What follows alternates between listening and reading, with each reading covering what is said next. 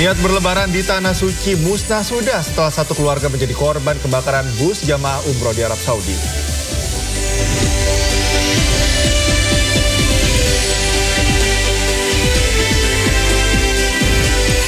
Teror di kantor media Tempo belum berhenti setelah kepala babi, kini teror paket bangkai tikus diterima tim redaksi Tempo.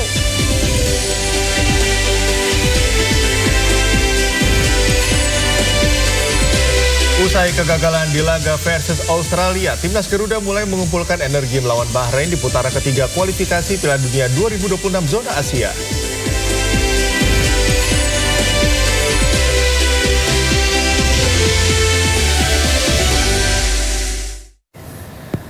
Informasi awal di Sido Today kali ini pemirsa mengenai kebakaran hebat melanda sebuah gudang yang diduga sebagai tempat penampungan BBM jenis solar di Brebes, Jawa Tengah. Ya, lokasi gudang yang berada di permukiman padat sempat membuat panik warga sekitar.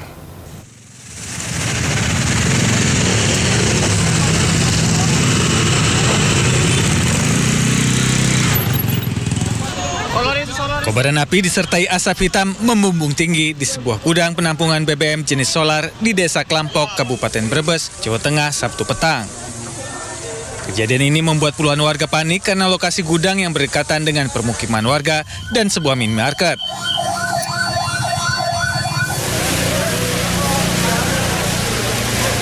Salah seorang karyawan gudang mengatakan kebakaran dipicu akibat adanya karyawan yang merokok di atas mobil tangki saat dilakukan overtap atau memindahkan BBM solar.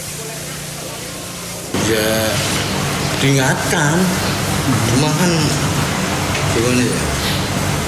Saya juga sering mengingatkan, cuman pas itu kan saya lagi di luar, gitu, saya lagi nggak merhatikan. Itu ada aktivitas itu? Iya, dari tangki tebusan. Saya kan nebus di Pertamina, DO-nya ada. Mau dipindah, Pak. Cuman salahnya rokok di atas tangki. 5 mobil pemadam kebakaran dikerahkan untuk memadamkan api. Api berhasil dijinakan 1 jam kemudian. Sumber air, suplai air yang kurang memadai karena untuk jalur Pantura ini khususnya di Wanasari ini belum ada hidran jalan.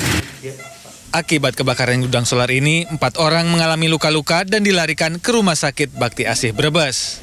Dari Brebes, Jawa Tengah, Yunibar, iNews melaporkan. Banjir besar melanda Rembang, Jawa Tengah. Banjir juga menyebabkan jalur Pantura Semarang Surabaya sempat lumpuh akibat pohon tumbang. Hei, warungnya Melayu. Walah. Warungnya rubuh. Banjir melanda sejumlah kecamatan di Kabupaten Rembang, Jawa Tengah, meliputi Kecamatan Lasem, Sluke, Kragan, dan Kecamatan Sedan. Detik-detik sebuah warung hanyut di Desa Gresikan, Kecamatan Sedan sempat rekam kamera ponsel warga. Sementara itu di jalur Pantura Semarang Surabaya kondisinya juga mencekam. Kuatnya arus banjir mengakibatkan arus lalu lintas lumpuh. 1 meter ketinggian debit air. Pak Doper. Terlebih, terdapat pohon trem besi berukuran cukup besar tumbang dan menghalangi jalan.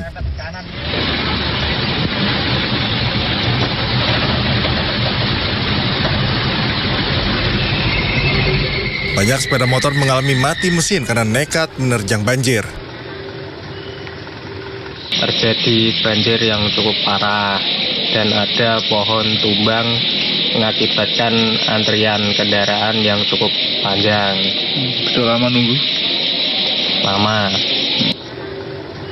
Banjir kali ini disebut paling parah sepanjang 20 tahun terakhir. Bahkan pondok pesantren Al-Quran yang diasuh ulama Gus Baha di Desa Narukan, Kecamatan Kragan juga tergenang banjir. Selain curah hujan tinggi, maraknya penambangan di kawasan perbukitan wilayah Rembang bagian timur diduga turut memperparah kondisi bencana karena semakin mengurangi daerah resapan air. Dari Rembang, Jawa Tengah, Musyafa, iNews melaporkan.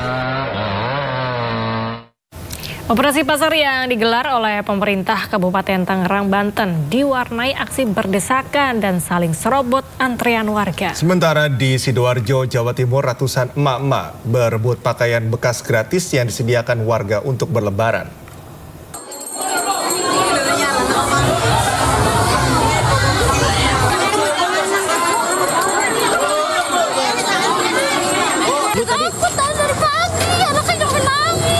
Dari tadi pagi udah dapat. Nanti dari jam berapa, Bu? Dari setengah 6. Seorang ibu rumah tangga yang sudah mengantre hingga berjam-jam sambil menggendong anaknya menangis karena tidak mendapatkan bahan pangan murah. Ibu bernama Ida Rosimah ini mengaku sedih karena sempat diusir petugas saat meminta didahulukan membeli bahan pangan murah. Tapi anak-anak kecil diduluin, ini nggak diduluin dari tadi. Oh, berarti ngantri doang tadi? Iya. Cuman belum dapat sampai sekarang, Bu. Sekali malah diusir-usir semua sampahnya.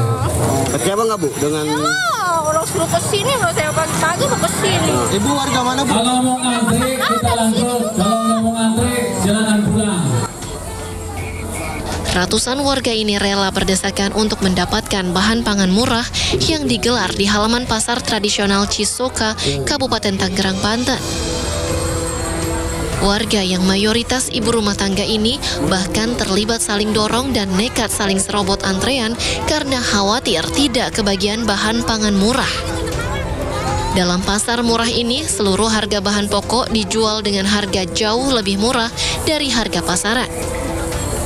Jadi ini semuanya tersedia dan bisa dinikmati oleh masyarakat pada bulan suci Ramadan ini. Dan dari masyarakat juga bicara, ini alhamdulillah kami mendapatkan keringanan beban pada bulan suci Ramadan.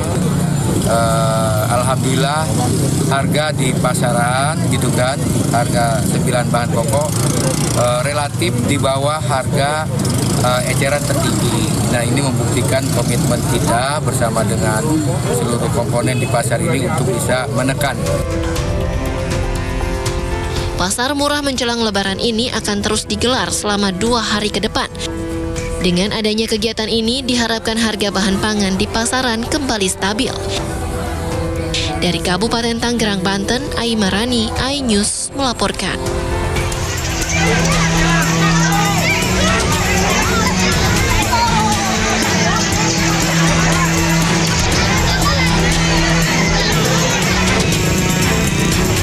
Inilah suasana aksi ratusan emak-emak di Porong Sidoarjo yang mendadak berkumpul serta berdesakan di halaman kantor Kecamatan Porong untuk mendapatkan baju bekas layak pakai yang dapat digunakan saat Lebaran.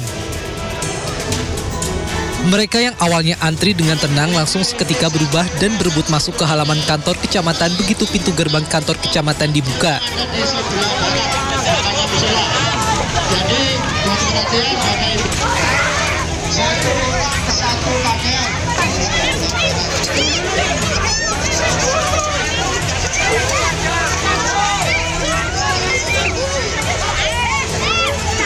Lebih dari 500 pakaian bekas layak pakai hasil swadaya masyarakat yang tertata rapi langsung diserbu ratusan emak-emak yang ingin mendapatkan pakaian bekas layak pakai. Alhasil dalam waktu kurang dari 30 menit ratusan pakaian bekas gratis yang digantung di tempat pakaian ludes diambil ratusan emak-emak dan remaja putri. Tidak hanya pakaian bekas, sejumlah barang bekas layak pakai lainnya yang disediakan di lokasi seperti aneka tas wanita, kerudung, sepatu, dan sandal juga habis diserbu warga. Nanti ini murni swadaya dari masyarakat dan juga teman-teman dari kecamatan sebagai bentuk rasa terima kasih atau kita diberi rezeki lebih daripada masyarakat yang ada di sekitar Kecamatan Porong. Aksi tersebut sengaja digelar setahun sekali menjelang Lebaran sebagai bentuk kebersamaan dan kepedulian warga di wilayah Porong Sidoarjo kepada warga kurang mampu lainnya. Dari Sidoarjo, Jawa Timur, Pramono Putra, iNews melaporkan. Informasi lain pemirsa, aksi 2 pria yang diduga pelaku begal berakhir di ujung pistol polisi terjadi di Probolinggo, Jawa Timur. Penangkapan dramatis kelompok curanmor ini viral di media sosial.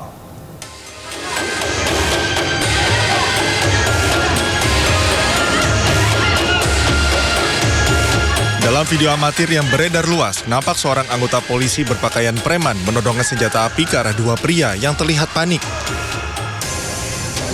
Satu pelaku tergeletak di samping sepeda motor, sementara rekan pelaku yang masih menggunakan helm terlihat ketakutan.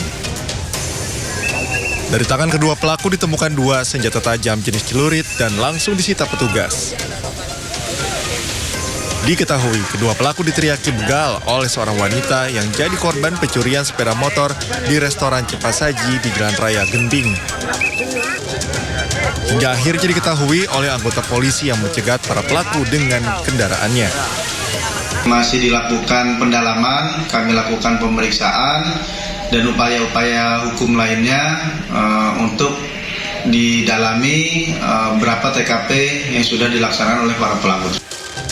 Menurut warga, aksi curanmor di wilayah Gending kerap terjadi. Setidaknya telah terjadi 5 kali pencurian sepeda motor dalam beberapa bulan terakhir. Dari Probolinggo, Jawa Timur, Hana Purwadi, iNews melaporkan. Kepala Penerangan Kodam 2 Sriwijaya Kolonel Infantri Eko Syahputra Siregar menerima teror dari orang tidak dikenal pasca upaya memberikan berita aktual kepada media. Teror tersebut diduga kekecewaan oknum yang merasa tidak suka atas statementnya di media. Kepala Penerangan Kodam 2 Sriwijaya Kolonel Infantri Eko Syahputra Siregar menerima teror dari orang yang tidak dikenal. Teror yang diterima berupa spam chat di aplikasi WhatsApp yang ditujukan ke Kapendam 2 Sriwijaya diduga dikendalikan secara otomatis. Teror ini diduga kekecewaan salah satu oknum yang merasa tidak suka saat dirinya memberikan statement di media diduga adanya aliran uang judi ke polisi terkait tewasnya 3 anggota kepolisian. Temuan adanya bagi-bagi uang hasil judi sabung ayam ini didapatkan berdasarkan keterangan para saksi yang kini telah ditahan Denpom.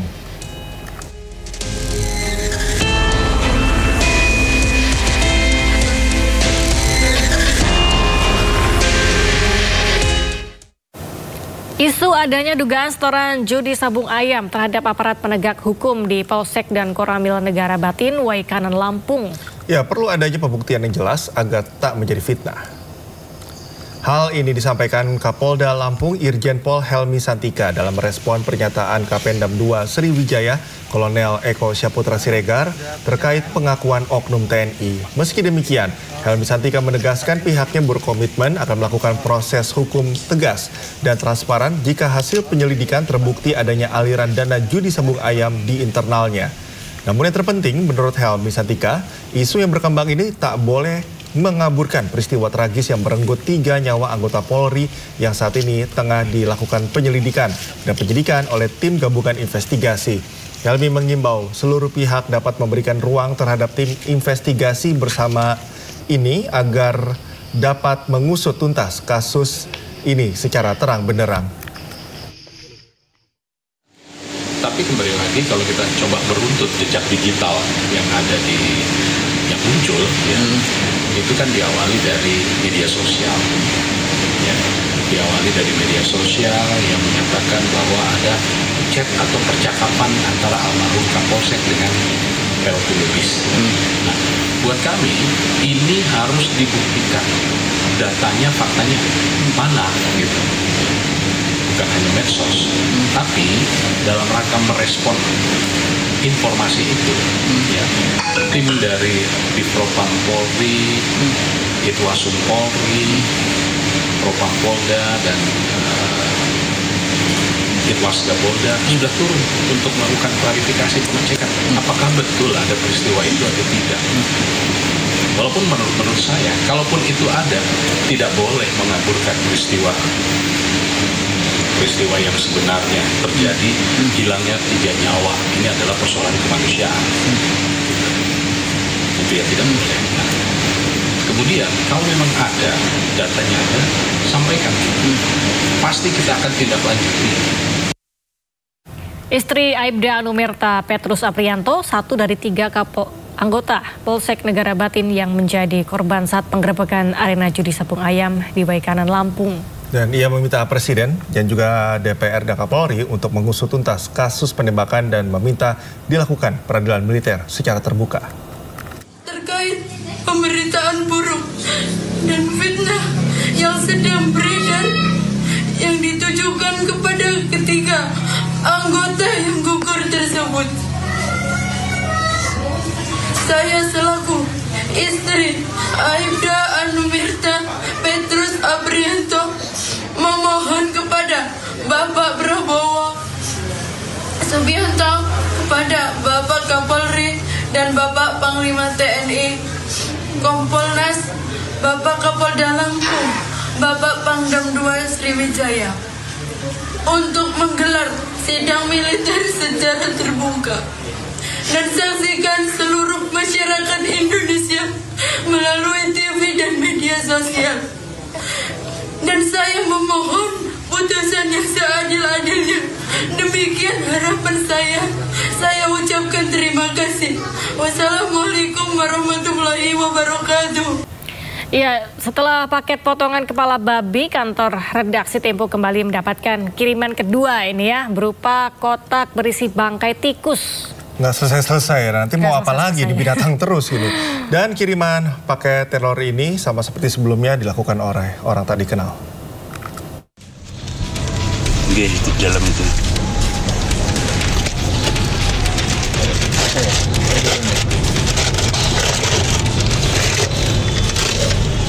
Kantor redaksi Tempo kembali diteror.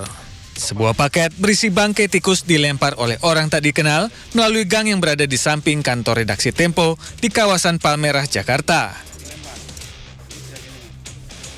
Paket teror ini pertama kali ditemukan oleh petugas kebersihan redaksi Tempo yang menemukan kardus mencurigakan terbungkus kertas kado bermotif bunga mawar merah pada Sabtu pagi. Saat dibuka, kardus berisi 6 ekor tikus yang kepalanya telah dipenggal. Menurut saksi, bungkusan ini dilempar oleh orang tak dikenal sekitar pukul 2 dini hari. Hari ini kebetulan siang tadi datang tim dari Bareskrim yang memfollow up laporan kami pada kemarin ya, hari sebelumnya kami lapor ke Bareskrim untuk teror pengiriman kepala babi. Nah, hari ini tim Bareskrim datang dan sekalian aja kami sampaikan bahwa hari ini juga ada kiriman teror lagi, yaitu kardus berisi kepala tikus yang dipenggal kepalanya, yang dari hasil penelusuran kami paket itu dilemparkan dari samping gedung dan sudah kita lihat berdasarkan kamera pengaman di sini barang dilemparkan pada pukul 2 dini hari. 2 dini hari sempat mengenai mobil yang ada di parkir di belakang. Buka lampu Pak. Buka Pak. Buka. Apa ya? Sebelumnya pada tanggal 19 Maret lalu, kantor redaksi Tempo juga menerima paket teror berisi kepala babi tanpa telinga. Paket tersebut dikirim oleh kurir yang memakai atribut aplikasi jasa pengiriman dan ditujukan kepada jurnalis Tempo, Francisca Christy Rosana atau Cica. Apa Bang? Daging. Kepala babi kan? Iya. Serius? Bener kan? Iya. Dari Jakarta, Helmi Sejangbati, iNews melaporkan. Usai melaksanakan buka puasa bersama di Masjid Raya Medan, Kapolri Jenderal Listio Sigit Prabowo merespon terkait pengiriman paket berupa kepala babi dan 6 bangkai tikus ke kantor redaksi Tempo. Sigit menyebut dirinya telah memerintahkan Kabareskrim untuk menyelidiki kasus ini agar terungkap. Kaitannya dengan peristiwa di media Tempo, saya sudah perintahkan kepada Kabareskrim untuk melaksanakan penyelidikan lebih lanjut. Dan saya kira kita semua tentunya akan memberikan pelayanan yang terbaik untuk bisa menindaklanjuti. Pemirsa, 4 dari 6 jemaah yang meninggal dunia akibat kecelakaan bus umroh di Arab Saudi merupakan satu keluarga. Selain menunaikan ibadah umroh, satu keluarga yang terdiri dari ayah, ibu, dan 2 anak ini berencana akan merayakan Idul Fitri di Tanah Suci.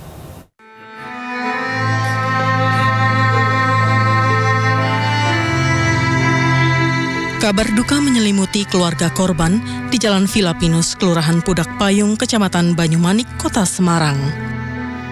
Satu keluarga, terdiri pasangan suami istri dan 2 orang anaknya, menjadi korban kecelakaan bus rombongan jemaah umroh di Arab Saudi pada Kamis lalu. Kabar duka pertama kali diterima oleh kakak ipar korban dari Biro Travel maupun dari pihak Kedutaan Besar Republik Indonesia di Riyadh dengan memberikan kartu identitas para korban. Keluarga mengatakan tidak ada firasat apapun yang dirasakan kecuali dirinya mendapat lukisan dari keponakannya yang menjadi salah satu korban. Berangkatnya itu 3 hari sebelumnya. Rencana pulangnya? Rencana pulang, jadi rencananya itu mau Idul Fitri di sana sekalian. Setelah Idul Fitri baru.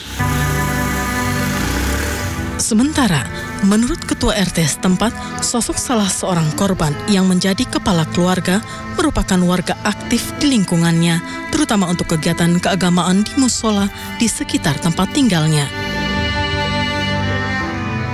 Jadi, Bapak Dawam ini pastinya adalah warga dari perumahan Villa Pinus. Pak Dawam ini sangat aktif dalam berkegiatan di area kami, sehingga beliau dari masa ke masa memang menjadi yang pertama pengurus RT, karena memang gercep ya, kalau merespons segala sesuatunya gercep, ya beliau sangat layak di pengurus. Kemudian beliau juga sangat aktif di dalam kegiatan keagamaan ya Pak ya. Seperti diketahui, bus rombongan umrah yang mengangkut warga negara Indonesia mengalami kecelakaan hingga terbakar di Wadi Kudait, Arab Saudi pada Kamis waktu setempat. Dari 6 korban meninggal, 4 merupakan satu keluarga Kota Semarang, Jawa Tengah, dan 2 lainnya warga Bojonegoro, Jawa Timur. Dari Semarang, Jawa Tengah, Kristiadi, tim iNews melaporkan.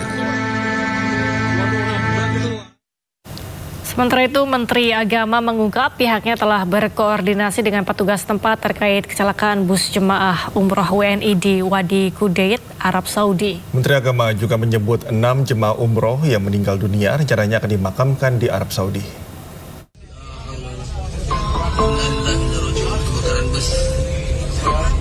Menteri Agama Nasaruddin Umar menyebut pihaknya telah berkoordinasi dengan petugas setempat terkait kecelakaan jemaah umroh WNI di Wadi Kudait, Arab Saudi. Dari 20 rombongan orang di dalam bus, 6 orang meninggal dunia, 13 orang mengalami luka-luka serta 1 orang selamat.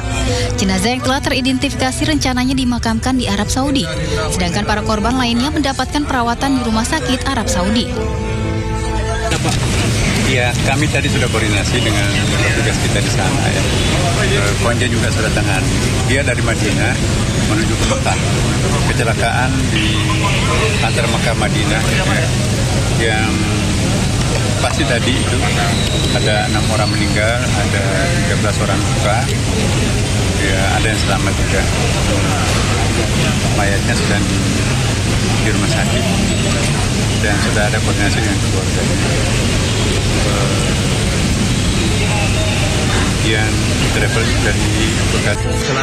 Informasi Kementerian Luar Negeri menyebutkan bus rombongan mengalami tabrakan yang menyebabkan bus terbalik dan terbakar saat perjalanan dari Madinah ke Mekah. Dari Jakarta, Esra Ambarita, Yudi Perdana, Dias Triawan, iNews melaporkan.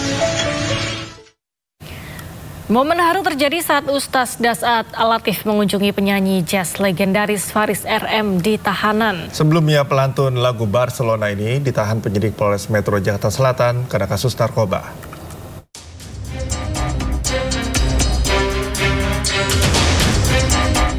Didampingi Kapolres Metro Jakarta Selatan, Kombes Pol Ade Rahmat, Ustadz Dasat Latif menemui Faris RM di ruang tahanan. Ustadz Dasat memberikan semangat dan meminta Faris RM untuk bersabar. Wah, saya ngefans sama Faris RM ini. Barcelona. Masya Allah. Allah, inilah kehidupan Bang ya. Masya Allah. Kasus apa Bang? Kasus narkoba Pak. Aduh. Kalau Bapak waktu saya sekolah, cakep sekali Bapak. Gondrong, suaranya bagus ya. Mudah-mudahan lagu-lagunya jadi amal, Bang ya. Alhamdulillah. Masya Allah, sabar Bang ya. Ya. Ada anak Bang? Ada.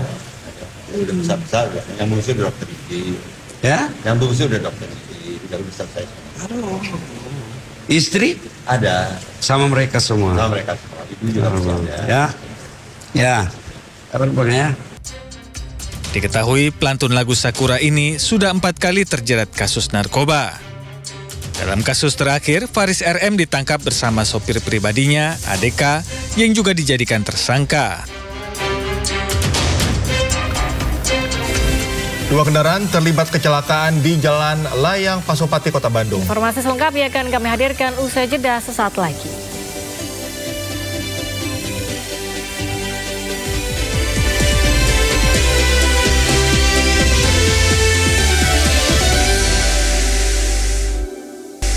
Kembali di Sindo Today, pemirsa, 2 kendaraan terlibat kecelakaan di Jalan Layang Pasopati, Kota Bandung, Jawa Barat hingga sebuah sedan terbalik. Akibat kejadian ini, 2 orang luka serius.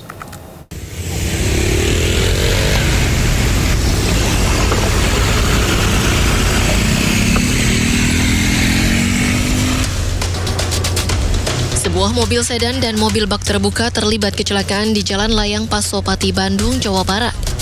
Akibatnya, mobil sedan terguling hingga rusak parah. Pengemudi kedua kendaraan mengalami luka parah dan langsung dievakuasi ke rumah sakit terdekat. Kejadian berawal saat mobil sedan mengalami mogok dan berhenti di jalan layang. Di saat bersamaan, datang mobil bak terbuka melaju kencang menuju arah Paster dan menabrak mobil sedan hingga terpental sejauh 30 meter. Petugas yang datang ke lokasi langsung melakukan evakuasi. Ini salah satu mobil kehabisan bensin dan sudah memasang rambu-rambu. Namun ada salah satu pengemudi yang kurang hati-hati menabrak kendaraan yang habis bensin. Tadi sempat 2 kendaraan terguling, namun alhamdulillah dibantu oleh masyarakat bisa diatasi. Namun untuk korban ada 2, sekarang sudah dilarikan ke RSAS ketiga. Setelah 1 jam, petugas berhasil mengevakuasi kendaraan tersebut serta dibawa ke Polrestabes Bandung untuk proses penyelidikan lebih lanjut. Dari Bandung, Jawa Barat, Ervan David, iNews melaporkan.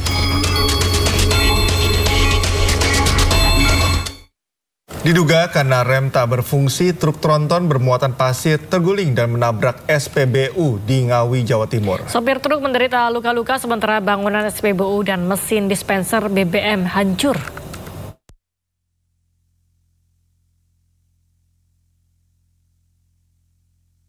Inilah rekaman CCTV memperlihatkan truk tronton bermuatan pasir melaju kencang tak terkendali di Jalan Raya Ngawi, Bojonegoro, Kabupaten Ngawi. Truk tronton menabrak pagar pintu masuk SPBU dan terguling hingga menabrak stasiun pengisian BBM. Kerasnya tabrakan membuat atap bangunan ambruk serta dispenser solar dan Pertalite hancur tertimpa truk. Sopir truk mengalami luka karena terpental keluar kabin saat insiden terjadi. Dari pengakuan sopir truk, pada saat melaju di turunan, rem tak berfungsi sehingga truk hilang kendali dan terpaksa melaju ke arah SPBU karena arus lalu lintas di lokasi ramai kendaraan. Pak, ceritanya gimana Pak tadi kok bisa nabrak itu? Remnya belum, nggak bisa berhenti. Muat apa itu Pak? Pasir.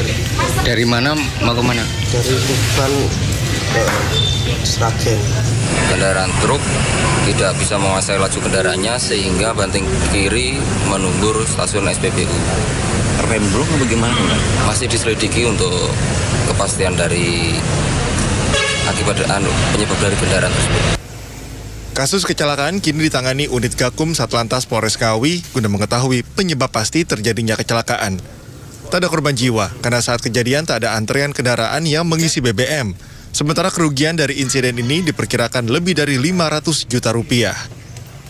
Dari Ngawi, Jawa Timur, Asfi Manar, iNews melaporkan.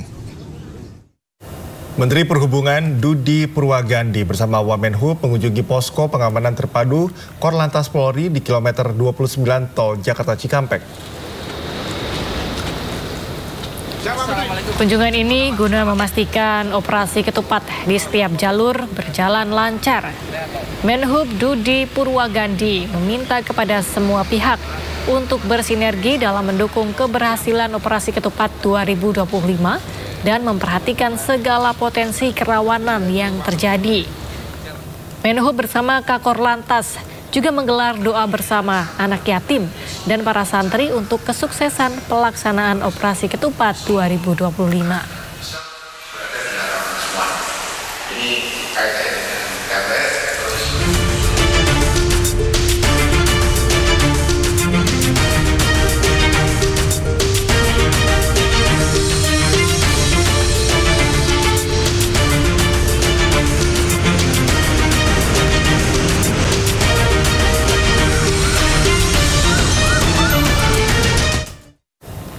Pemirsa, saatnya kita simak pantauan arus lalu lintas dan kami telah terhubung dengan Brigadir Treslinda dari NTMC Polri yang kini berada di kawasan Cileunyi, Bandung, Jawa Barat. Ya, halo Brigadir Treslinda, bagaimana pantauan arus lalu lintas dari tempat Anda melapor?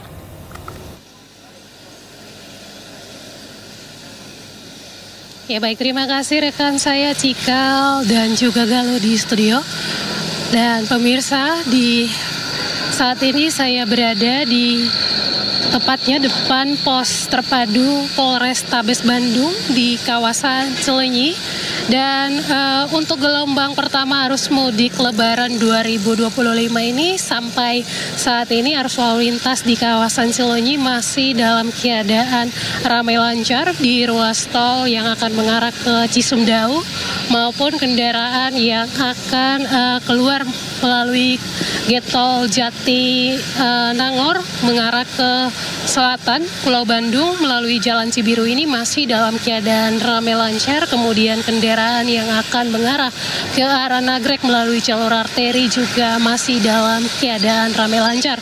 Dari laporan anggota kami yang berada di lapangan, memang pada siang hari untuk lonjakan volume kendaraan ke arah Nagrek ini sudah mulai terlihat sejak kemarin hingga saat ini diprediksi pada siang hari akan terus bertambah. Hal ini masih dalam keadaan normal untuk arus lalu lintas pada saat ini. Kemudian kami juga menginformasikan dari data yang kami peroleh dari pihak Jasa Marga, jumlah kendaraan yang masuk melalui gerbang tol Cileunyi ini mencapai 31.000 kendaraan. Ini dalam kurun waktu 1 kali 24 jam. Kemudian untuk kendaraan yang keluar sebanyak 2.507 kendaraan. Kemudian dari data tersebut juga di mana kenaikan volume kendaraan ini terjadi pada pukul 12 siang hingga pukul 16.00 di mana kendaraan ini mencapai 2.500 per jamnya. Kemudian di pukul 17.00 mengalami penurunan hingga saat ini masih di angka 1.000 kendaraan yang masuk maupun keluar melalui Getol Cileunyi ini. Dan pemirsa, peningkatan volume kendaraan ini juga terjadi ke arah Nagrek. Namun sampai saat ini belum ada rekayasa lalu lintas yang diterapkan, masih tetap berlaku. Lalu lintas masih dalam keadaan normal. Dan adapun rekayasa lalu lintas yang disiapkan akan ditambah mobil rider. Hal ini jika terjadi peningkatan volume kendaraan di Getol Cileunyi ini. Kemudian adapun juga akan diberlakukan rekayasa lalu lintas berupa pengalihan arus apabila antrian kendaraan di Getol Cileunyi ini mencapai gerbang tol Sumarekon, maka Polrestabes Bandung akan melakukan pengalihan arus melalui tol Cisumdawu. Hal ini pun berkoordinasi dengan pihak Jasa Marga sehingga lalu lintas nantinya pada pelaksanaan libur Lebaran kembali lancar. Kemudian adapun prediksi pemerintah, lonjakan volume kendaraan akan terjadi pada tanggal 28 hingga 30 Maret 2025. Adapun rekayasa lalu lintas yang disiapkan Polrestabes Bandung ataupun pemerintah melalui Jasa Marga akan melaksanakan diskon tarif tol 30% untuk kendaraan yang berdampak rekayasa lalu lintas.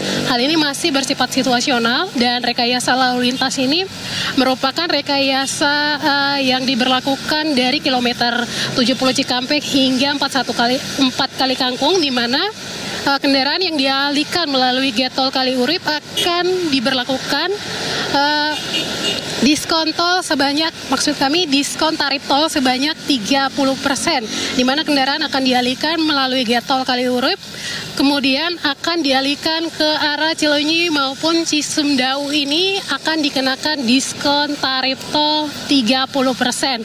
Hal ini masih bersifat situasional melihat kondisi lonjakan volume kendaraan pada perjalanan arus mudik Lebaran 2025. Tentunya pada pelaksananya kami harapkan Anda dapat mengikuti arahan serta petunjuk petugas kami yang berada di lapangan. Dan bagi Anda yang akan mengupdate informasi-informasi seputar arus lalu lintas terkini, kami siap melayani Anda di 150-669 ataupun melalui SMS center kami di 9119. Demikian Brigadir Treslinda melaporkan langsung dari Cileunyi, Jawa Barat. Galuh dan Cikal kembali ke Anda, silakan. Ya. Terima kasih Brigadir Treslinda atas laporannya dari kawasan Cileunyi, Bandung, Jawa Barat. Selamat bertugas kembali. Salam presisi.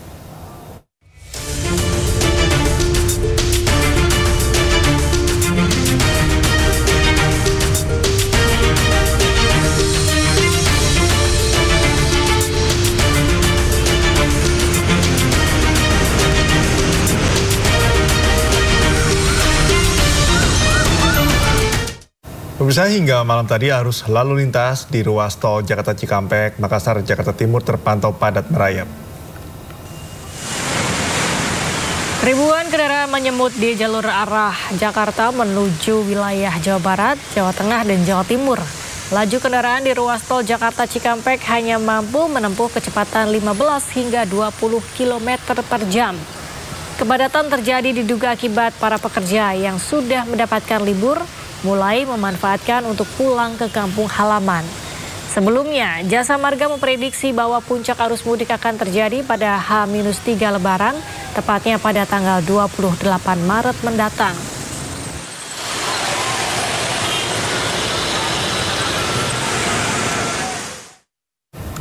Dan untuk mengetahui informasi terkini terkait arus mudik Lebaran di kawasan Cikampek, kita sudah terhubung dengan rekan Jen Cahyani. Halo Jen, bagaimana situasi arus kendaraan di kawasan Cikampek pagi ini? Ya, selamat pagi Galuh, Cikal, dan juga pemirsa. Untuk saat ini kondisi arus lalu lintas di gerbang tol Cikampek Utama masih ramai dan juga lancar, dan para pengendara atau pengemudi dapat melaju dengan kecepatan normal 80 km sampai 100 km per jam.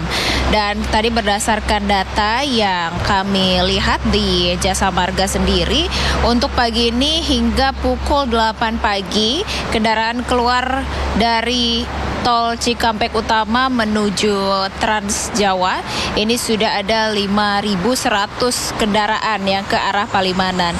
Ini artinya memang masih sedikit ya, belum ada lonjakan kendaraan yang signifikan menuju arus mudik Lebaran tahun 2025 ini. Namun nanti diprediksi hingga H-1 Lebaran atau Hari Raya Idul Fitri, diprediksi kendaraan yang akan keluar dari Jakarta menuju tol Trans Jawa akan ada 1,2 juta kendaraan yang akan keluar menuju tol Trans Jawa, dan yang akan melewati gerbang tol Cikampek Utama nanti akan ada 700.000 kendaraan. Dan ini nanti untuk mengantisipasi adanya lonjakan yang signifikan dari pihak Jasa Marga dan juga pihak kepolisian, nanti akan menerapkan sistem rekayasa lalu lintas dimulai pada tanggal 27 Maret 2025. Nah, dan ini artinya nanti tanggal 27 diprediksi akan ada lonjakan yang sudah signifikan, adanya kepadatan kendaraan yang melintas atau melalui gerbang tol Cikampek Utama. Namun tidak menutup kemungkinan dari pihak kepolisian akan menerapkan sistem rekayasa lalu lintas secara situasional melihat kondisi arus lalu lintas itu sendiri. Dan kalau saat ini kami pantau memang masih lancar, dan untuk antrian kendaraan di gardu tol hanya 5-10 antrian kendaraan. Dan untuk gardu tolnya sendiri dibuka ada 10 gardu tol dan juga 8 gardu satelit, dan tidak menutup kemungkinan juga dari pihak Jasa Marga nantinya akan membuka gardu tambahan jika ada lonjakan kendaraan yang signifikan pada jelang Hari Raya Idul Fitri atau jelang H-1 Lebaran, arus mudik Lebaran tahun 2025 ini. Namun kita masih akan pantau hingga siang bahkan sore nanti seperti apa kondisi lalu lintas di gerbang tol Cikampek Utama, karena hari ini dan juga esok hari ini sudah memasuki periode arus mudik Lebaran tahun 2025. Sementara itu kembali ke Anda Galuh dan Cikal. Baik, Jen Cahyani, terima kasih melaporkan langsung dari gerbang tol Cikatama. Selamat bertugas kembali. Sementara itu, ratusan kendaraan terparkir di dermaga eksekutif Pelabuhan Merak, Banten pada Sabtu malam. Tersendatnya pelayanan diakibatkan rusaknya dermaga 6 akibat ditabrak kapal feri Portlink 3 beberapa waktu lalu. Tercatat hanya ada 3 kapal yang beroperasi hingga membuat pelayanan tidak maksimal. Akibatnya kapal feri yang memiliki pintu masuk depan tidak bisa berlabuh.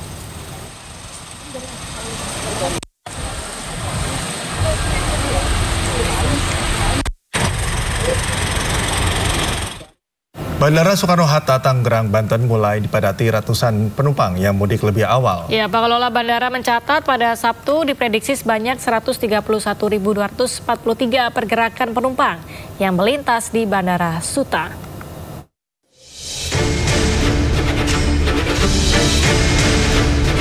Menjelang Hari Raya Idul Fitri, ratusan penumpang terlihat mengantri di counter check-in keberangkatan Terminal 2 Bandara Internasional Soekarno-Hatta, Tangerang, Banten.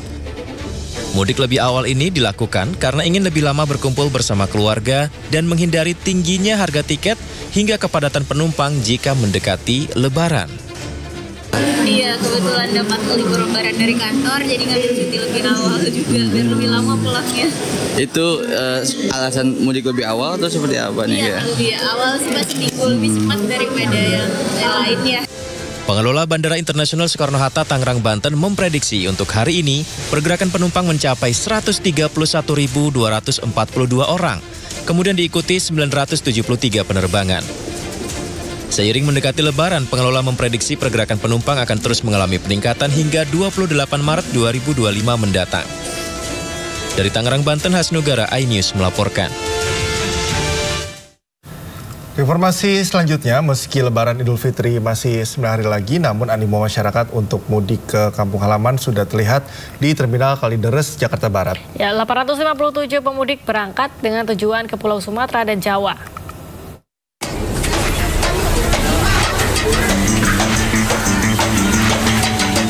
Seperti inilah kondisi ruang tunggu dan loket tiket yang tampak dipadati ratusan pemudik yang hendak pulang kampung berlebaran melalui Terminal Kalideres, Jakarta Barat. Gelombang jumlah para pemudik yang didominasi sejumlah kota di Pulau Sumatera dan Jawa ini mengalami peningkatan dibanding hari biasanya yang semula berjumlah 700 orang, kini menjadi 857 orang pemudik. Ya, kemarin sudah ada peningkatan ya pada H-10 yang biasa hanya 700 penumpang. Kemarin ada peningkatan 857 penumpang. Ya berarti ada peningkatan sebanyak 157 penumpang daripada hari biasa. Kemungkinan hari ini akan terus ada peningkatan. Kami ingat tadi kan hari Sabtu ya.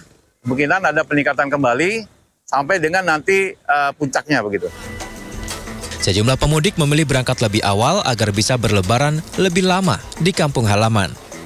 Takut, soalnya tahun kemarin pernah mepet, tapi 2 hari. Jadi sampainya besoknya udah Lebaran.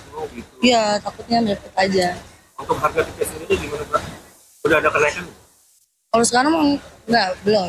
Ya? Kalau tahun kemarin wah, udah mepet kali ya, jadi naik 100 gitu. Dalam menghadapi masa angkutan mudik Lebaran 2025, pihak Satuan Pelaksana Terminal Kalideres telah mendirikan posko pengamanan dan saber pungli. Dari Jakarta, Miftahul Gani, iNews melaporkan. Sementara itu ratusan penumpang kereta api Tegal Bahari dari stasiun Gambir, Jakarta tiba di stasiun Tegal, Jawa Tengah. Ratusan penumpang yang tiba di stasiun Tegal ini mayoritas merupakan warga Jabodetabek yang mudik lebih awal ke kampung halamannya. Mereka memilih mudik lebih awal salah satunya karena sudah memasuki masa libur sekolah. Berdasar data dari PT KAI Daerah Operasi 4 Semarang, lebih dari 3.000 penumpang tiba di stasiun Tegal pada Sabtu 22 Maret 2025. Sedang keberangkatan penumpang dari stasiun Tegal ke sejumlah kota tujuan mencapai lebih dari 1.700 orang. Sama siapa aja? Sama keluarga. Ini mudik berarti Pak? Mudik. Ini lebih awal kenapa Pak? Kita nganter karena anak sekolah udah libur ya. Udah libur ya. Dari mulai Jumat.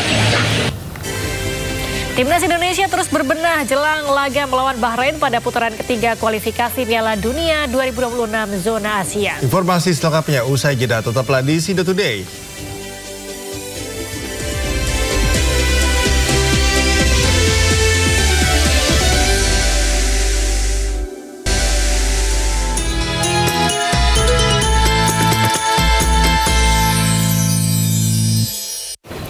Kembali di Sido Today, pemirsa, menghadiri santunan anak yatim di Ponpes Min Hajur Rosyidin Gubernur Jakarta, Pramono Anung mengingatkan untuk meningkatkan kepedulian sosial di bulan Ramadan. Sebanyak 1.400 warga dan 200 anak yatim piatu mendapat santunan paket sembako dan uang di Jakarta pada Sabtu sore. Penyerahan santunan dilakukan oleh Gubernur Jakarta Pramono Anung dan Ketua Umum Yayasan Pondok Pesantren Min Hajur Rosyidin Kiai Haji Abdul Syukur. Dalam sambutannya, Pramono menyampaikan pentingnya menjaga empati dan kepedulian terhadap sesama, terutama di bulan Ramadan. Ajakan bersama-sama untuk menyantuni anak yatim pun digaungkan ke sejumlah organisasi keagamaan lainnya. Dan pembagian tersebut secara simbolis oleh Bapak Gubernur DKI Jakarta. Didampingi oleh Bapak Ketua Umum Pesantren. Kita ajak bersama-sama untuk menyantuni anak yatim untuk sekedar meringankan bebannya di bulan Ramadan dan termasuk itu saja tujuannya.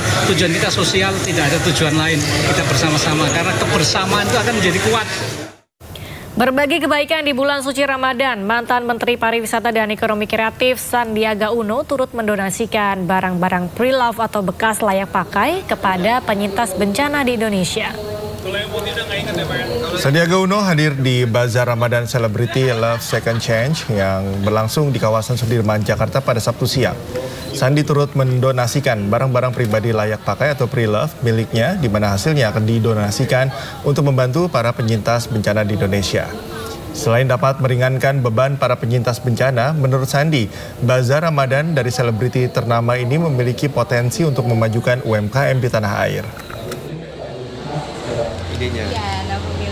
Konsumsi produk-produk berkualitas, namun kita juga memberikan sumbangsih kontribusi kepada saudara-saudara kita yang sekarang tertimpa bencana. Jadi datang sampai hari Minggu, masih ada Minggu jam 10 malam, Love Second Chance ada di Cilex. Di tengah kesibukan Pasar Beringharjo, Yogyakarta yang tak pernah sepi, puluhan ibu-ibu buruh gendong menunjukkan semangat luar biasa dalam mengisi bulan Ramadan. Mereka tak lelah belajar mengaji di sela-sela waktu istirahat, menunjukkan ketekunan dan keimanan yang menginspirasi.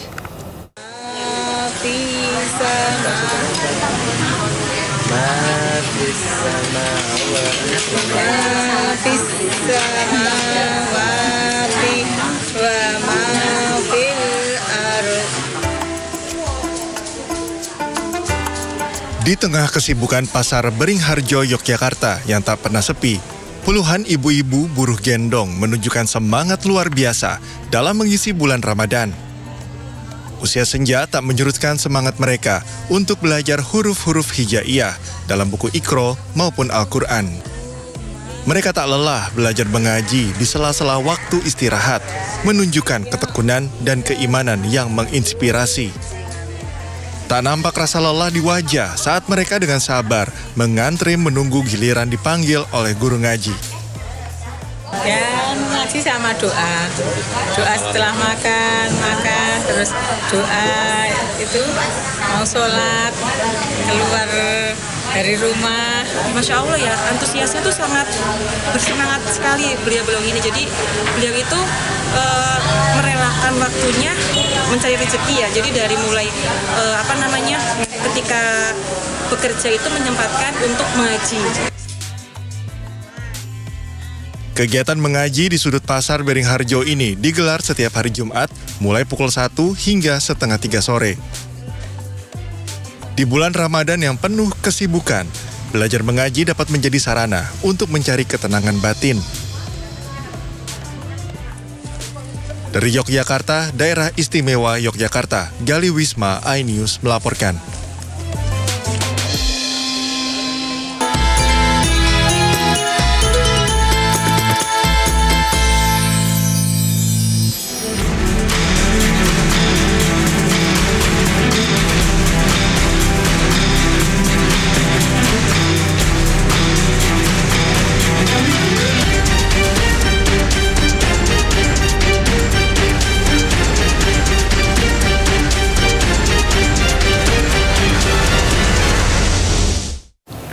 Pemirsa, realisasi penerimaan pajak hingga Februari 2025 tercatat sudah terkumpul sebesar 316,9 triliun rupiah atau 10,5% terhadap APBN. Pendapatan tersebut berasal dari pajak, bea cukai, serta penerimaan negara bukan pajak atau PNBP. Presiden Prabowo meminta Kementerian Keuangan dan Kementerian Koordinator Bidang Perekonomian untuk secara fokus memaksimalkan penerimaan negara yang bersumber dari sektor-sektor ekonomi, seperti perpajakan, bea cukai, kepabeanan, hingga penerimaan negara bukan pajak atau PNBP, serta potensi royalti sumber daya mineral. Dalam catatan Kementerian Keuangan, secara umum pendapatan negara periode Januari 2025 tercatat sebesar 157,3 triliun rupiah atau turun 28,7% dari realisasi pendapatan negara secara tahunan, yakni Januari 2024. Sementara realisasi pendapatan negara hingga akhir Februari 2025 mencapai 159,6 triliun rupiah. Total pendapatan negara 2 bulan di awal 2025 ini secara akumulatif sebesar 316,9 triliun rupiah atau 10,5% dari target APBN tahun ini. Jumlah pendapatan negara ini meliputi penerimaan pajak, kepabeanan dan penerimaan negara bukan pajak atau PNBP. Secara tren historis penerimaan pajak pada bulan Januari dan Februari 2025 cenderung menurun dibandingkan Desember tahun sebelumnya. Tercatat ada dua faktor yang memicu perlambatan penerimaan, yaitu penurunan harga komoditas dan dampak kebijakan administratif.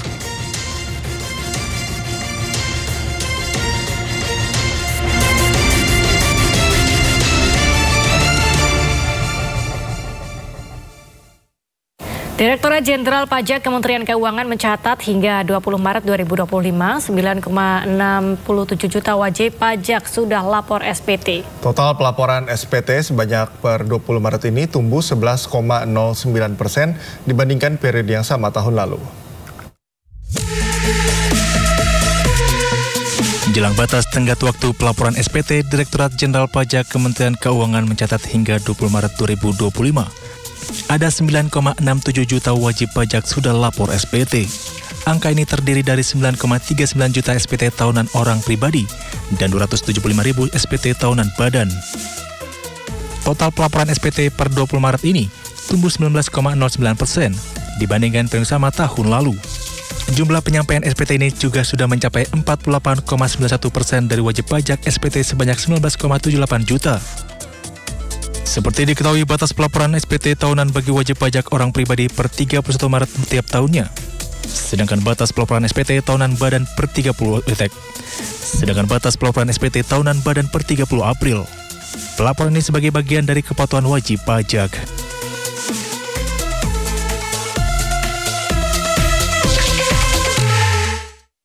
Kementerian Usaha Mikro Kecil dan Menengah atau UMKM dalam waktu dekat akan membentuk Satuan Tugas atau Satgas Perlindungan UMKM. Pembentukan Satgas ini salah satunya untuk melindungi masyarakat dari praktik-praktik rentenir yang memberikan bunga sangat tinggi.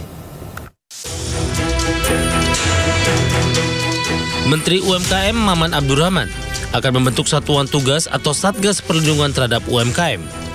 Langkah ini guna memastikan perlindungan bagi para pelaku UMKM sejalan dengan implementasi peraturan pemerintah nomor 7 tahun 2021 tentang kemudahan, perlindungan, dan pemberdayaan UMKM. Menteri Maman Abdurrahman menegaskan bahwa pembentukan Satgas dilakukan lantaran berbagai faktor, mulai dari pemenuhan kuota 40% untuk produk UMKM terkait pembelian barang dan jasa pemerintah, pemenuhan 30% tempat UMKM di ruang di fasilitas publik untuk UMKM seperti terminal, rest area, dan bandara, hingga perlindungan UMKM dari gangguan premanisme dan pemungutan liar. Momentum bulan Ramadan ini kita ingin memanfaatkan bazar ini untuk bisa memberikan kemanfaatan kepada masyarakat sekitar, masyarakat yang memang bisa belanja ataupun beli barang-barang dengan harga murah. Jadi itulah kurang lebih, jadi bisa memberikan kemanfaatan buat sebagian banyak orang.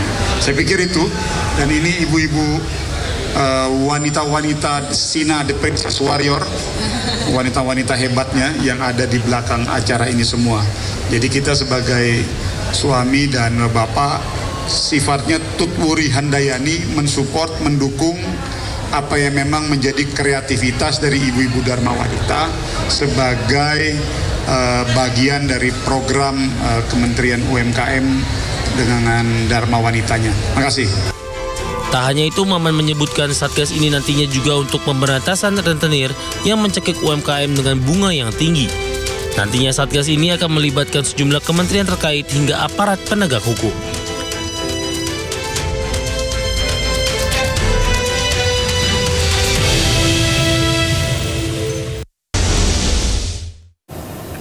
Timnas Indonesia terus berbenah jelang laga melawan Bahrain pada putaran ketiga kualifikasi Piala Dunia 2026 zona Asia. Usai menelan kekalahan dari Australia, skuad Garuda sudah mengevaluasi dan siap untuk meraih poin.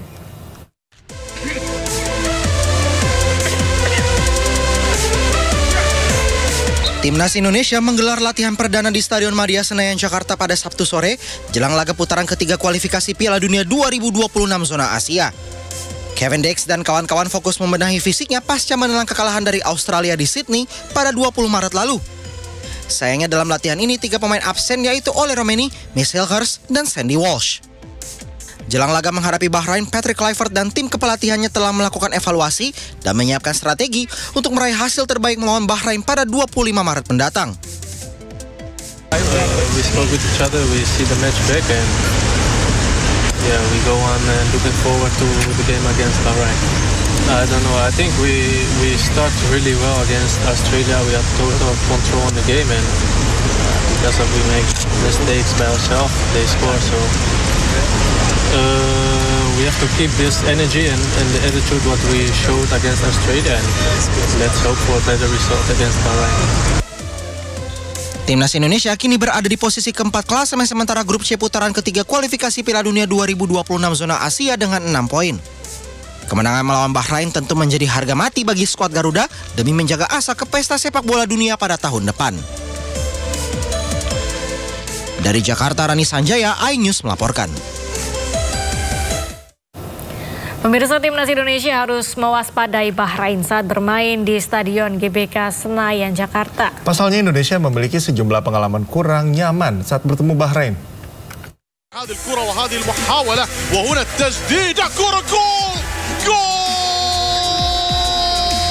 Timnas Indonesia wajib waspada melawan Bahrain di Stadion GBK Senayan, Jakarta. Pasalnya, sejumlah momen terjadi saat berhadapan dengan Bahrain selama ini. Yang pertama, kekalahan tim besutan Patrick Kluivert, Timnas Curaçao saat melawan Bahrain 6 Oktober 2021 silam. Saat itu, Timnas Curaçao dengan pelatih Patrick Kluivert menelan kekalahan 4 gol tanpa balas. Gol dicetak Marhon, Ali Madan, dan Mahdi Abdul Jaber.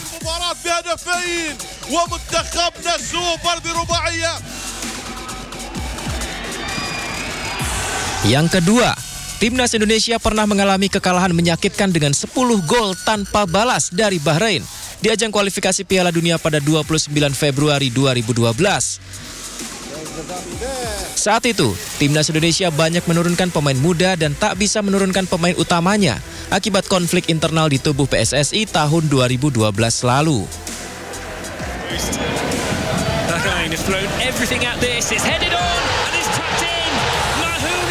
Yang ketiga, tentu pertemuan terakhir Indonesia dan Bahrain di kandang mereka tahun lalu. Timnas yang sudah unggul 2-1 dan memasuki perpanjangan waktu terpaksa harus menunda kemenangan akibat peluit wasit yang tak kunjung ditiup hingga gol untuk tuan rumah tercipta. Skor berkesudahan sama kuat 2-2.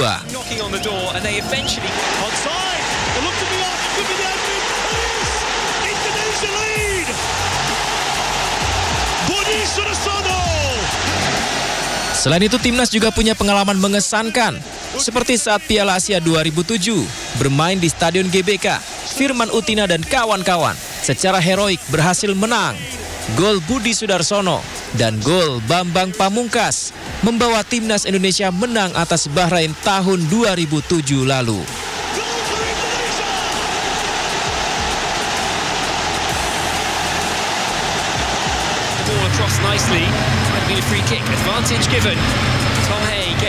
Semoga saja Stadion GBK kembali bergemuruh dan membawa Indonesia menang lagi dari Bahrain.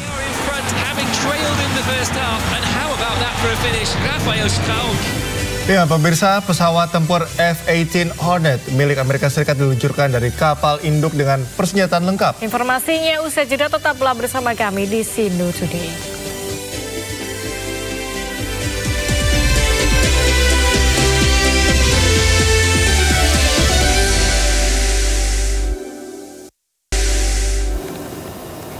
Ya, kembali di Sindo Today, pemirsa, Masjid Al-Iman di Victoria, Kanada selalu menjadi magnet bagi komunitas muslim setempat, termasuk warga negara Indonesia yang bermukim di sana. Ya, Ramadan tahun ini warga muslim di Victoria menjalani puasa selama 14 jam hingga pukul 7:30 malam.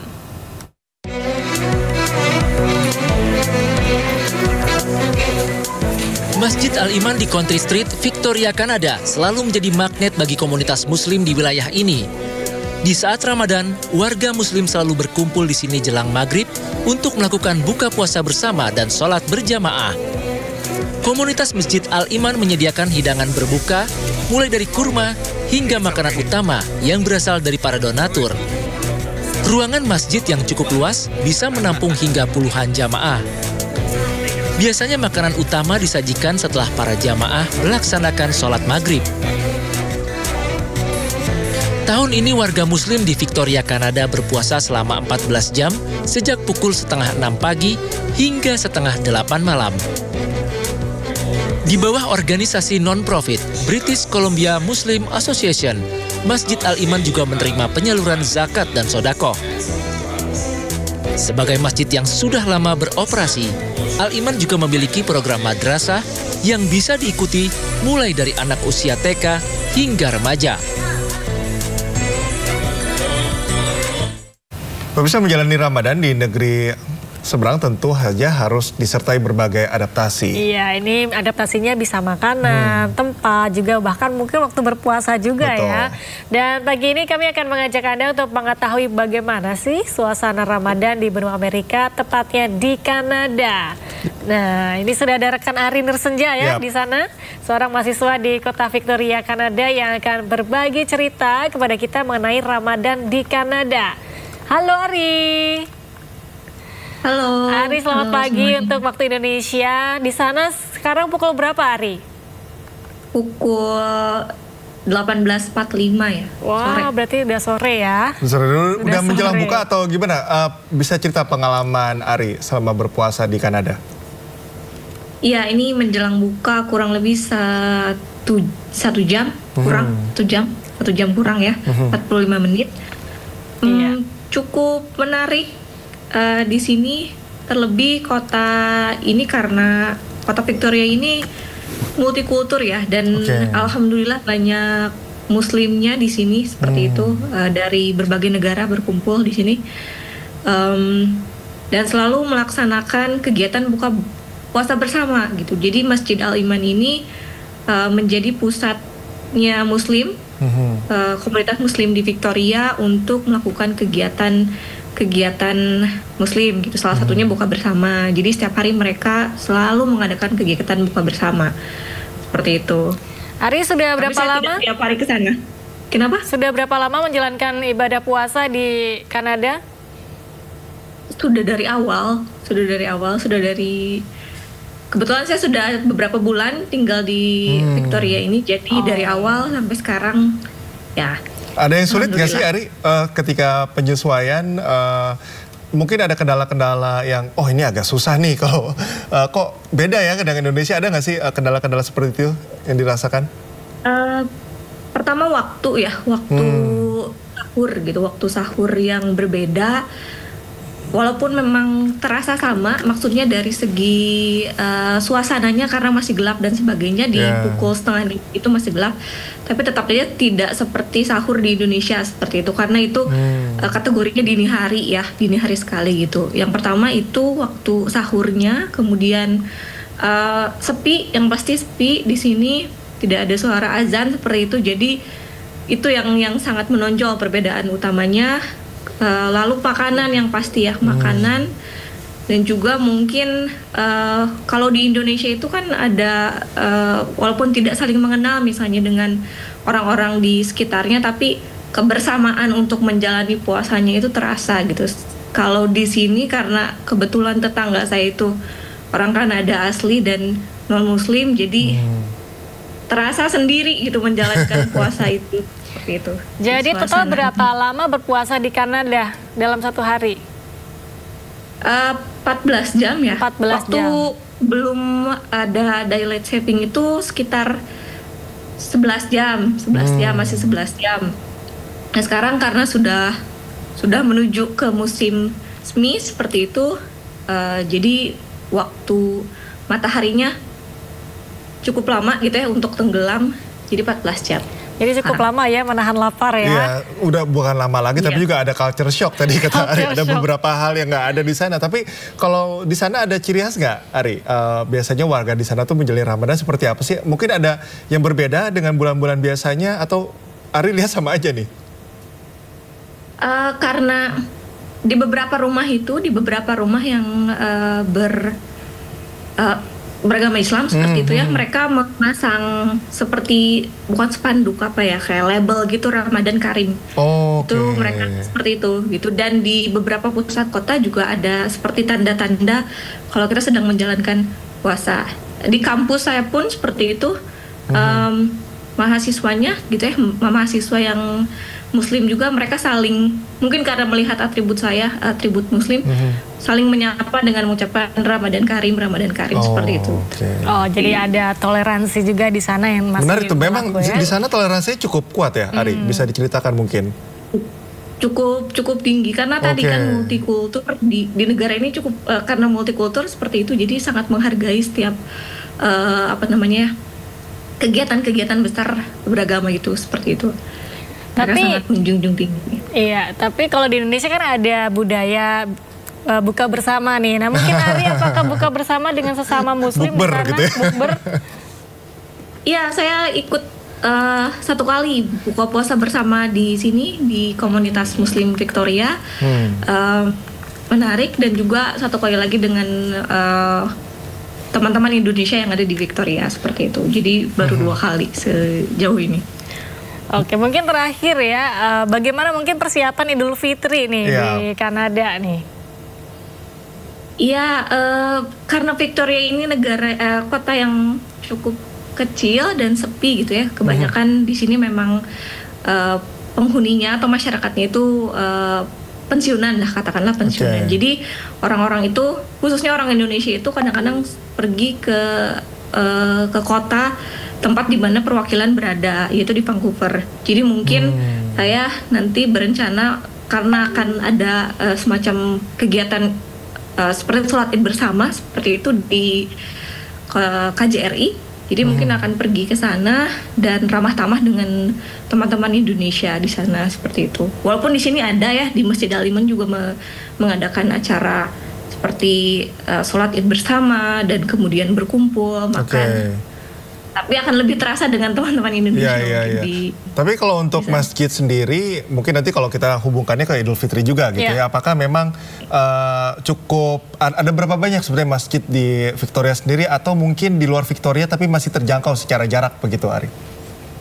Di Victoria hanya satu, Masjid Al-Iman ini. Kemudian di Vancouver itu ada beberapa, salah satunya juga pendirinya adalah orang Indonesia, komunitas Aceh di Indonesia. Mereka mendirikan surau seperti itu ya, masjid. Jadi kalau di Vancouver itu cukup banyak masjidnya, katakanlah lebih dari 3. Dan itu kalau dari segi transportasi hanya bisa dijangkau oleh ferry, naik ferry 1,5 jam atau pesawat 17 menit seperti itu. Jadi terjangkau, hanya saja kita harus menggunakan ferry. Ya pasti ada yang berbeda, tapi pasti ada opor dan rendang kan, Ari ya? Ada ketupat juga ya, alhamdulillah. Ari, terima kasih ya, selamat menjalani ibadah puasa ya, tetap semangat di sana. Terima kasih semuanya. Terima kasih ya. Semoga lancar terus puasanya ya. Terima kasih. Perubahan dunia hiburan yang berpindah ke digital dianggap Managing Director Vision Plus Clarissa Tanusudibyo menjadi peluang untuk MNC Group. Ya, pasalnya saat ini telah terjadi perubahan konsumsi di dunia hiburan seiring perkembangan teknologi dan media sosial.